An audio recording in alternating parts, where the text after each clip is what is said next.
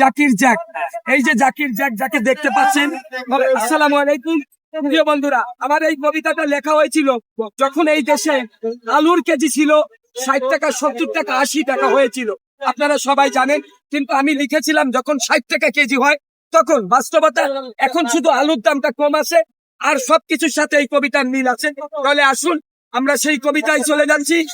আবার গরম আলুর বাজার, 60 টাকা তার কেজি, আমরা গরিব বেঁচে আছি খেয়ে ভর্তা ভাজি। মনেতে চাই অনেক কিছু ভালো মন্দ খেতে, সাহস পাই না দামের ভয়ে মাছ বাজারে যেতে। আয় হয় না 500 টাকা, মানুষ 8 জন, নুন আনতে পান্তা শেষ পাই না কারোর মন। ঠিক ভুলে গেছি গরুর গোস্ত না মানি না মুখে, ওইসব এখন ধনির পণ্য তারা খেয়ে থাক না বেঁচে সুখে। বলবে শুনবে, বলবো শুনবে ইলিশ মাছ রূপকথার এক গল্প, সেই যে কবে খেয়েছিলাম দাম ছিল এখন অল্প।